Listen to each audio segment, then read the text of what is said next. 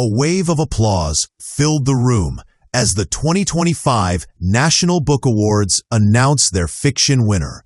Rabi Alameddine, known for blending absurdity with raw honesty, he took the stage with a speech that instantly electrified the audience. Instead of the usual polite acknowledgments, he thanked his psychiatrist, his drug dealers, and all gastrointestinal doctors, joking that without them, he wouldn't have written a single word in the last decade. The laughter that followed wasn't only amusement. It hinted at the silent struggles behind literary greatness. His award-winning novel, The True Story of Raja the Gullible and His Mother, follows a philosophy teacher living with his sharp-witted, aging mother, exploring how humor and pain often share the same space. The recognition highlights not only his creativity, but the hidden pressures behind making art in a chaotic world. Moments later, the atmosphere shifted. Omar El-Akkad accepted the nonfiction award for One Day Everyone Will Have Always Been Against This, a book responding to the ongoing war in Gaza. His speech was heavy, direct, and unflinching. It's very difficult to think in celebratory terms about a book that was written in response to a genocide, he said, reminding the audience that literature does not always arise from peace or imagination. Sometimes it is carved out of grief. El-Akkad's work critiques the West's political role in global conflict and challenges readers to examine how narratives are shaped and manipulated. His win was more than a prize.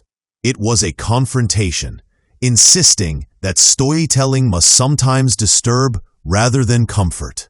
This year's fiction finalists showcased powerful imaginations and urgent themes. Megha Majumdar's A Guardian and a Thief tackled corruption and sacrifice, while Karen Russell's The Antidote blended surrealism with environmental fear. Ethan Rutherford's North Sun carried readers on an unforgiving sea voyage, and Brian Washington's Palaver explored identity, community, and communication. Though diverse in style, each work mirrored today's tensions. Choosing Alameddine emphasized how humor can slice through truth just as sharply as tragedy. His satire didn't escape reality, it exposed it, proving that laughter can be a tool to confront what we are too afraid to say. Nonfiction finalists revealed stories shaped by history, responsibility, and survival. Julia Ioffi's Motherland reconsidered Russia's past through a feminist perspective, while Yeon Lee's Things in Nature Merely Grow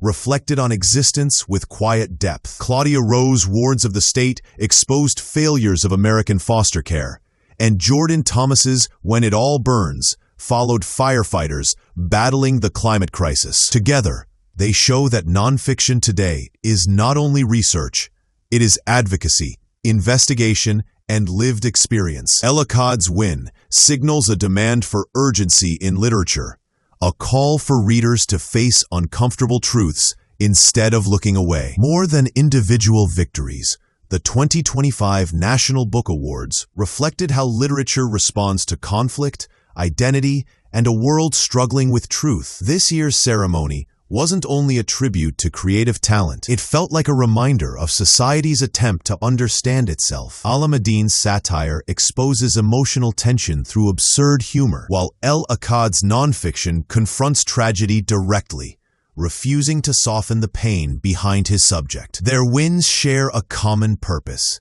They challenge comfort. The audience didn't merely applaud storytelling, they acknowledged how books shape our perspective on injustice, family, and personal struggle. Unlike glamorous award nights focused only on praise, this event asked readers to think. In a world overwhelmed by quick opinions and incomplete headlines, literature stands firm as one of the few spaces where complexity is protected. This year's winners show that storytelling is not only an escape, it remains a powerful way to understand our reality. The increasing relevance of socially driven writing changed how judges evaluated the year's entries. Instead of valuing only style or imagination, literature now carries a demand for engagement. Books must challenge readers, not just entertain them. Themes of responsibility, politics, and identity weigh heavily in judges' choices. Today, Authors are expected to question not only society,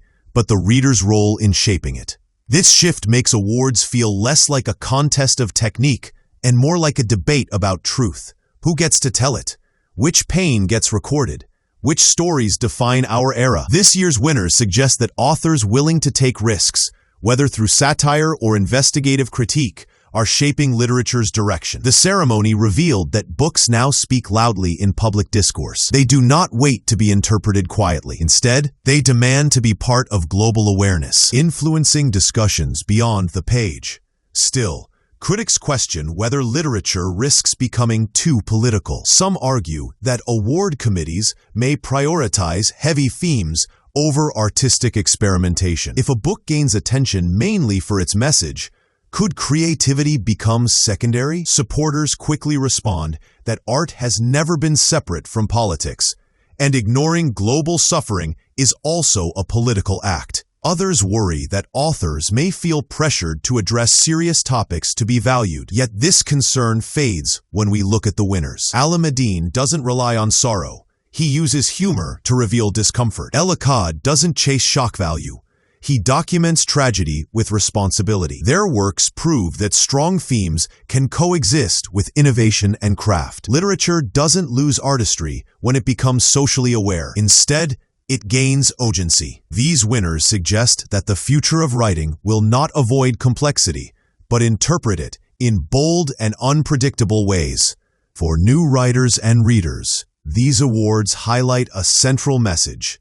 Literature thrives through courage. Sometimes bravery appears in unexpected humor about personal struggles, and sometimes in confronting violent realities most people prefer to ignore.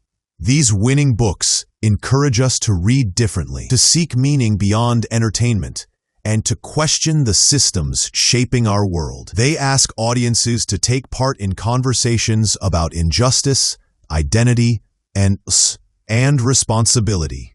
In classrooms, libraries, and online discussions, these titles will spark debates that extend far beyond the printed page. Young writers may learn that creativity is not only about technique, but about risking honesty. In a time when truth is often blurred or denied, literature becomes a witness. And these award-winning works prove that storytelling can be both unsettling and necessary, pushing readers to reflect rather than simply consume. As the ceremony ended and the crowd dispersed, one message remained clear. The 2025 National Book Awards did more than honor talented authors. They revealed the emotional and political pulse of our time. Alameddine's win reminded us that humor can uncover real pain, while El Akkad's speech showed that speaking about suffering is its own form of resistance. Together, their stories reflect how literature can critique society with both compassion